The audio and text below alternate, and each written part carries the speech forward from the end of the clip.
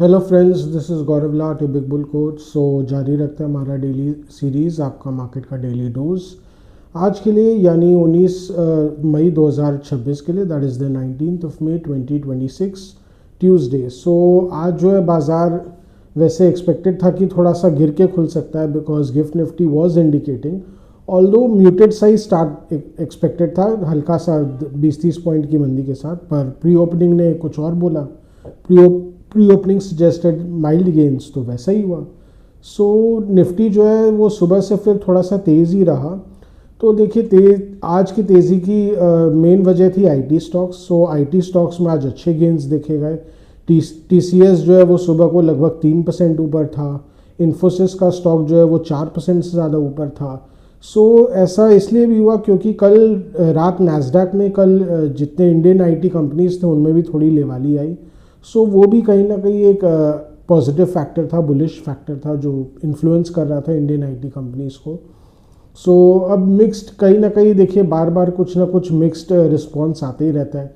अब फिर से कुछ ऐसी रिपोर्ट्स आ रही है कि नहीं, एआई पूरी तरह रिप्लेस नहीं कर पाएगा, और भी कितने सारे यूसेज रहेंगे प्रोग्रामर्स के लिए। सो उसको लेके भी कुछ ना कुछ आते रहता है। तो फिर से बार बार बोलते हैं ना, एक फिलिप मिल जाता है जो ट्रेडिशनल आईटी कंपनीज है। अब तो जितने भी इंडियन आईटी कंपनीज है, now they have become traditional IT services based business. So ये भी अब नया नया क्लासिफिकेशन आईटी इंडस्ट्री में आते रहता है, फाइनेंशियल इंडस्ट्री में भी आते रहता है। सो मेन तेज़ी देखिए आईटी बेस्ड था। उसके अलावा कुछ कुछ स्टॉक्स थे जो कंट्रीब्यूट कर रहे थे, लाइक अदानी एंटरप्राइजेस।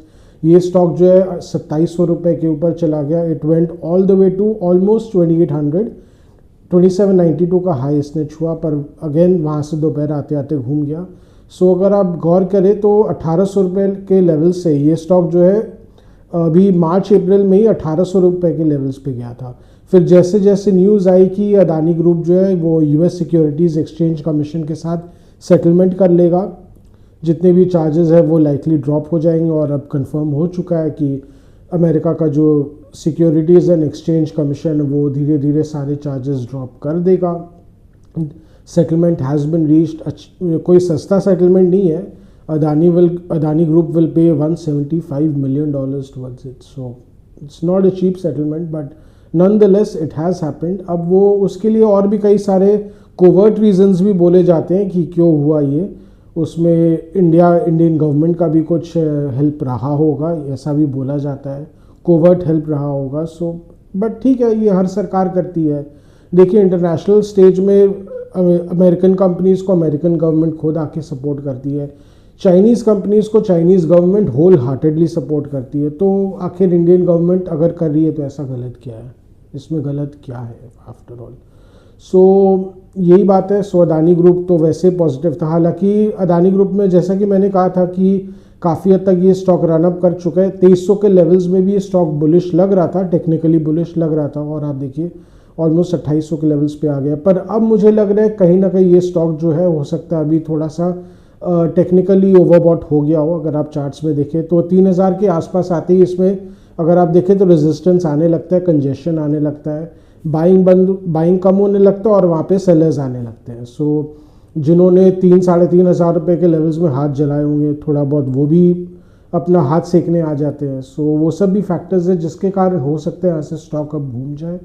तो यहाँ पे जो लॉन्ग है उनको थोड़ा सा सतर्क रहना चाहिए, जो बायर्स हैं उनको भी थोड़ा सतर्क रहना चाहिए। Stock has actually run up almost 40 to 50% from its immediate lows. So they should be careful. But long term के लिए देखिए ये स्टॉक बहुत प्रॉमिसिंग है, इसमें कोई डाउट नहीं है। Adani group is doing really really well. The only major problem for them is leveraging. देखिए अभी अदानी ग्रुप में प्रॉब्लम ये है कि उनका $5 अरब से ज़्यादा का जो कर्जा है, that is almost around 50,000 crore rupees of worth of debt, जो कि उनको अभी रिफाइनेंस करना पड़ेगा, अभी मैच्योरिटी के कगार पर है। सो वो उनके लिए बहुत बड़ा चैलेंज रहेगा, क्योंकि इनका जितना भी कैश फ्लो आ रहा है वो तो सारा का सारा प्रोजेक्ट फाइनेंसिंग में ही चला जा रहा है। तो जिसको बोलते हैं ना, इनको जो डेट पे करने के लिए तो उनके पास ज़्यादा कैश फ्लो बचता ही नहीं है। और अभी 5 साल तक तो ऐसा ही सिचुएशन रहेगा, because they have huge projects in the pipeline.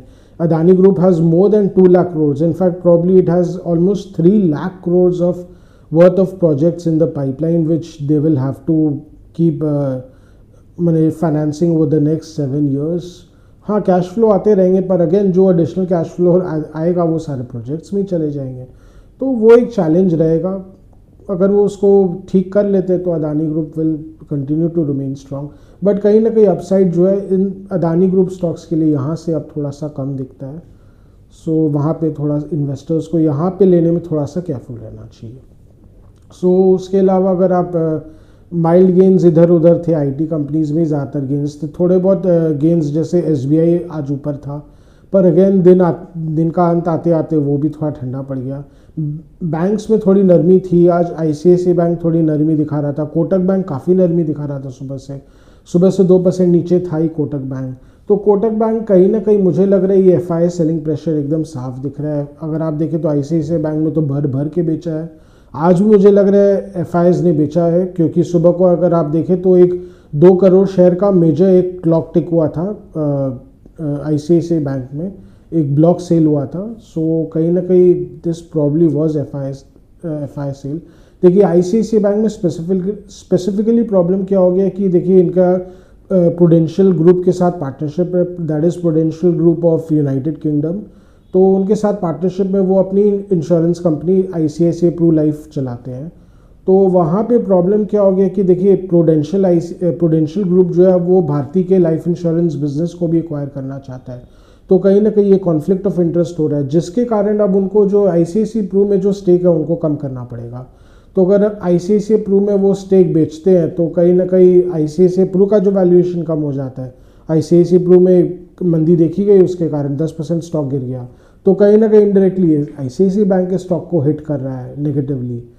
सो ये कैस्केडिंग इफेक्ट है जो टेम्परेरीली थोड़ा काम कर रहा है, पर ये टेम्परेरी है. मुझे जहाँ तक लगता है ये ठीक हो जाएगा. It is a good chance कि जो अगर प्रूडेंशियल ग्रुप जो अपना स्टेक बेचेगा, जो उनको एज पर नॉर्म्स बेचना पड़ेगा, रेगुलेटरी नॉर्म्स, लगभग 12% का स्टेक तो उनको बेचना पड़ेगा अगर ऐसा होता है तो. सो अगर ऐसा होता है तो it is very likely that ICICI bank itself will buy this stake, because बहुत इनका जो लाइफ इंश्योरेंस बिजनेस है वो अच्छा ही ग्रो कर रहा है अभी भी. It is very lucrative. हालांकि कंपटीशन में थोड़ा पिछड़ गया, नो डाउट. एक समय था जब टॉप नंबर 1 पे ही था, धीरे धीरे अब नंबर 4 या नंबर 5 लार्जेस्ट प्राइवेट इंश्योरर बन गया. सो ठीक है, बट चलता रहता है वो तो, that is part of the stake. So उसके अलावा देखिए मार्केट में ज़्यादा कुछ आज था नहीं. आज मोस्टली साइडवेज था. हाँ, मिड कैप्स में तेज़ी थी, mid caps were doing well, small caps were doing well, but mid caps में थोड़ी जो तेज़ी थी, लगभग 1.5% की तेज़ी थी, वो दिन आते आते थोड़ा ठंडा पड़ गया. सो लग रहा था कि निफ्टी जो है एकदम साफ, अगर आप चार्ट्स में देखें तो जैसे ही निफ्टी 23,800 के पास आ रहा था तो एकदम दिख रहा था कि कहीं ना कहीं कंजेशन आ गया है, बाइंग बंद हो गया, एकदम रुक सा गया. So Nifty was trying to consolidate, move sideways, पर लास्ट में आते आते फुस हो गया. सो बैंक्स में वीकनेस आ गया, तो जिसके कारण निफ्टी भी थोड़ा वीक हो गया. तो एकदम साफ दिख रहा है. देखिए 23,800 के ऊपर चलने में बहुत जोर आ रहा है निफ्टी को. नीचे 23,400 के आसपास सपोर्ट है. So Nifty is essentially remains trapped in this tight range. और तो उसके अलावा देखिए ग्लोबल क्यूज़ कुछ खास नहीं है. हाँ, एक कहीं ना कहीं ग्लोबल टेंशन था, पर ट्रम्प बाबू ने स्टेटमेंट दिया कि वो डिसाइड कर लिए थे कि वो ईरान पे फिर से अटैक करेंगे, पर गल्फ स्टेट्स ने फिर से उनको आग्रह किया कि आप ऐसा ना करें. तो फिलहाल के लिए उन्होंने जो ईरान पे जो अटैक करने का प्लान था वो फिलहाल के लिए टाल दिया है. तो ट्रम्प बाबू तो ही कीप्स ब्रैगिंग, उनको तो ब्रैग करना बड़ा अच्छा लगता है. अपनी बड़बोली, उनका तो बड़बोलापन है ही ट्रम्प बाबू का, तो क्या बोलेंगे. सो यही है, ट्रम्प बाबू तो ट्रम्प बाबू है. उसके कारण भी कहीं ना कहीं मार्केट को थोड़ा देखिए रिलीफ मिला. तेल का दाम गिर गया. ब्रेंट क्रूड जो $112-113 तक जा रहा था वो गिर के $109 $108 तक आ गया. तो that was slightly relieving. But देखिए ये सब टेम्परेरी रिलीफ ही है. इवेंचुअली रुपया जो है वो 96-50 के ऊपर चला गया है. It has almost now gone to 96-60. That again remains a very big headache. हाँ, उससे देखिए याद आया मैं, तो देखिए कहीं ना कहीं इंडियन आईटी कंपनीज़ को जो अभी थोड़ा जो इंडियन रुपी लगातार गिरे जा रहे हैं उससे थोड़ा बहुत देखिए बेनिफिट मिल रहा है. उसके कारण इनका जो डॉलर रेवेन्यू तो वही का वही रहेगा, पर जो रुपी रेवेन्यू है वो 3 से 4% आने वाले दिनों में डेफिनेटली बढ़ सकता है। That is a good thing about it. और उसके अलावा देखिए, ये अभी फिर से न्यूज़ आई, जैसे TCS को लेके न्यूज़ आया कि वो अपने 5% ऑफ द स्टाफ है जितने भी उनको ग्रेड डी में डाल देंगे। सो बेसिकली वो अंडर परफॉर्म कैटेगरी में डाल देंगे। अब वो कैसे डालेंगे वो तो वही जाने, तो बट दे हैव डिसाइडेड कि डाल देंगे। तो कहीं ना कहीं इट इज़ वेरी सर्टन कि फिर वो काफ़ी बड़े पैमाने पे वो रिट्रेंचमेंट करने वाले हैं, कॉस्ट कटिंग करने वाले हैं। तो ये भी एक फैक्टर हो सकता है। क्योंकि अब इंडियन IT कंपनीज़ में थोड़ा उछाल देखा जा रहा है, बिकॉज कहीं ना कहीं वो कॉस्ट कटिंग करके एक्सेस स्टाफ कम करके और कहीं ना कहीं अपने रेवेन्यू को, अपना जो नेट मार्जिन है उसको और चमकाने की कोशिश करेंगे। तो देखिए, कहीं ना कहीं सैचुरेशन आ रहा है नए बिजनेस में, तो कॉस्ट कटिंग करके ठीक कर लो। और AI के कारण पहले भी बोला ही जा रहा है, काफ़ी सारे मिड लेवल मैनेजर्स को कम किया जा रहा है, काफ़ी सारा प्रोग्रामिंग वर्क भी कम हो जा रहा है, उसको ज़्यादा ओवरसीइंग का काम करना। सो बेसिकली ये सब चीज़ों की they are trying to sustain themselves. अब वो कितना आगे लेके जाएगा वो तो वक्त ही बताएगा, बट ये सब चीज़ें भी कहीं ना कहीं एक बार के लिए it is working in their favour. हो सकता है इसके कारण थोड़ा सा और अपसाइड मिल जाए IT कंपनीज़ में। मे बी TCS जो है 2,500 रुपये के लेवल्स तक चला जाएगा। पर प्रॉब्लम यही, जैसे नीचे से 10-12% IT कंपनीज़ बढ़ जाती है तो फिर से सेलिंग प्रेशर इवेंचुअली आ ही जाता है, चाहे वो FIS की तरफ से हो, चाहे वो म्यूचुअल फंड्स की तरफ से हो, वो भी बेचने आ जाते हैं, वो भी फ्रस्ट्रेटेड है। अपसाइड लॉन्ग टर्म में कुछ दिख नहीं रहा है, तो क्या करेंगे? खाली डिविडेंड के लिए वो क्या ही इन्वेस्ट करेंगे? उनको भी तो रिटर्न्स दिखाना पड़ता है ना, जवाब देना पड़ता है। सो वो भी चीज़ें हैं। सो बहुत ज़्यादा अपसाइड आप ना ही एक्सपेक्ट करें। सो प्रॉब्लम ये है कि इवेंचुअली ये सब जो रिबाउंड्स आते हैं they convert into dead cat bounces. So investors should remain careful. So इस बीच जो निफ्टी है वो बेसिकली क्या हुआ, आज निफ्टी जो है वो 32 पॉइंट्स गिरकर 23,618 पर बंद हुआ। That is it was down 32 points, closing at 23,618। और वही बैंक निफ्टी की बात करें तो वो 128 पॉइंट्स गिरकर 53,409 पर बंद हुआ। That is it was down 128 points, closing at 53,409। So जैसा कि आपने देखा, मार्केट जो है वो ऐसे तो अच्छा ही था। निफ्टी एक बार के लिए 125 पॉइंट्स बढ़ा हुआ था, पर अगेन वो अपने गेंस को सस्टेन नहीं कर पाया और फिर धीरे धीरे गिरते चला गया। बैंक निफ्टी भी लगभग 150 पॉइंट्स प्लस में था, फिर धीरे धीरे रेड में चला गया। सो लास्ट में आप देखिए एकदम ब्रेकडाउन आ गया।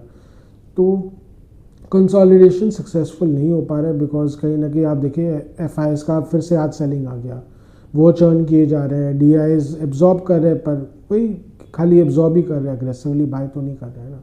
अर्निंग सीजन की तरफ से भी कुछ खास निकल के नहीं आया। सो जैसे आज एस्ट्रल की पिटाई होगी, एस्ट्रल जो स्टॉक है उसके रिजल्ट्स थोड़े एक्सपेक्टेशन से कम आए तो इसकी पिटाई हो गई। तो अगेन वही लॉन्ग पोजीशंस बन जाते हैं on the hopes of blockbuster earnings. कुछ आता नहीं है तो बस स्टॉक को फोड़ दो, 10% स्टॉक गिर जाते हैं। सो यही चल रहा है अभी मोस्टली, ज़्यादातर mid caps and small caps में भी अगर आप देखें तो यही ज़्यादातर चल रहा है। हाँ, पाइप स्टॉक्स एक ऐसा सेक्टर है जो कि लॉन्ग टर्म के लिए बहुत पॉजिटिव है। It remains a very high growth area, क्योंकि अब बंगाल में भी देखिए, जैसे ईस्टर्न जोन में भी बंगाल जो है बहुत अच्छा ग्रो नहीं कर पा रहा था, तो वहाँ पे देखिए बहुत अच्छा ग्रोथ आ सकता है। यहाँ के जो पाइप कंपनीज़ है लाइक स्किपर है, उनको बहुत बड़ा फिलिप मिल सकता है, जो यहाँ के लोकल बेस्ड कंपनीज़ है। सो पाइप स्टॉक्स जो है लाइक एस्ट्रल, स्किपर, ये सब आगे भी अच्छा कर, प्रिंस पाइप्स है तो वो सब अच्छा करते रहेंगे। हाँ, मे बी हाइपर ग्रोथ जो है इनका वो फेज चला गया है। अब अगर आप मल्टी बैगर एक्सपेक्ट कर देंगे कि मैं आज पैसा लगाऊँ, मेरे को 5 साल बाद एकदम 5 टाइम्स 10 टाइम्स मिलना चाहिए, तो वो शायद पॉसिबल नहीं रहेगा। इनका जो हाई ग्रोथ एक मल्टी बैगर फेज अब पाइप स्टॉक्स का भी चला गया है, दे हैव ग्रोन इनफ। सो वही चीज़ है, पर रीजनेबल एक्सपेक्टेशंस अगर आप रखेंगे तो आप जीत में रहेंगे।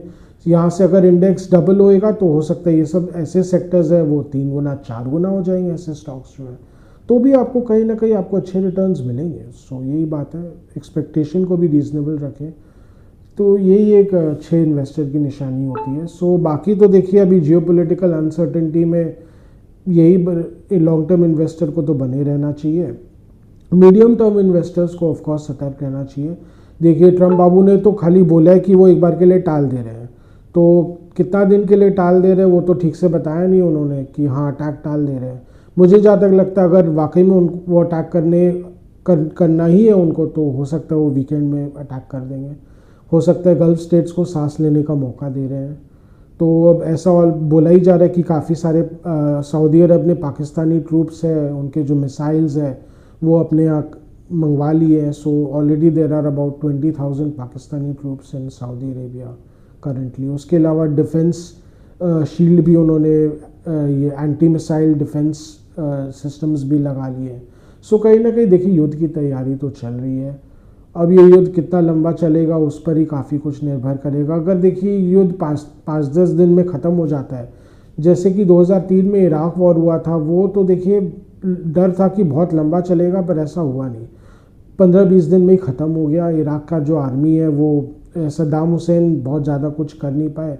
सो बेसिकली सद्दाम हुसैन का वही हुआ था, बोलते ना एक कहावत है, नाम बड़े पर दर्शन छोटे। सो वही वाली बात हो गई उनकी भी। क्या पता है ईरान का भी वही हाल हो जाए। तो ऑलरेडी अमेरिका ने तो बॉम्बिंग्स करके उनकी तो हालत पतली कर ही दी है। बाकी देखते हैं, लेकिन देखिए फैक्ट ये है कि ईरान के लोग बहुत बहुत हिम्मत वाले हुए हैं। अगर बहुतों को मालूम नहीं होगा, 1980s के समय जब ईरान और इराक का युद्ध चल रहा था, तो उन्होंने जो बहादुरी दिखाई है वो इतिहास में वो दर्ज है। तो अगर वैसी बहादुरी फिर से वो दिखाते हैं, तब तो फिर जितने भी अमेरिका लेड ट्रूप्स हैं उनके लिए अच्छे दिन नहीं है। So but let's see, we are still hopeful peace deal हो जाए। ईरान का जो ईरान ने फिर से एक रिवाइज, बोलते हैं कि ईरान ने फिर से एक रिवाइज प्रपोजल भेजा है, पर प्रॉब्लम ये है कि अमेरिका दो चीज़ों को लेके एकदम आमदा है कि ईरान को अपना न्यूक्लियर वेपन सरेंडर करना ही पड़ेगा। और दूसरा ये है कि वो अब जो उन्होंने तेल पे सैंक्शंस लगा रखे हैं, यानी ईरान जो विदेशी जितने विदेश में जो अपना तेल बेचने, पहले जो तेल खुला तौर पे बेच रहा था, तो उस पर अमेरिका ने सैंक्शंस लगा दिए। तो अब प्रॉब्लम ये है कि वो अमेरिका जो है वो सैंक्शंस हटाने को मंजूर नहीं दे रहा है। So they are not willing to let go the sanctions. जो ईरान चाहता है कि आप पूरी तरह सैंक्शंस हटा दें।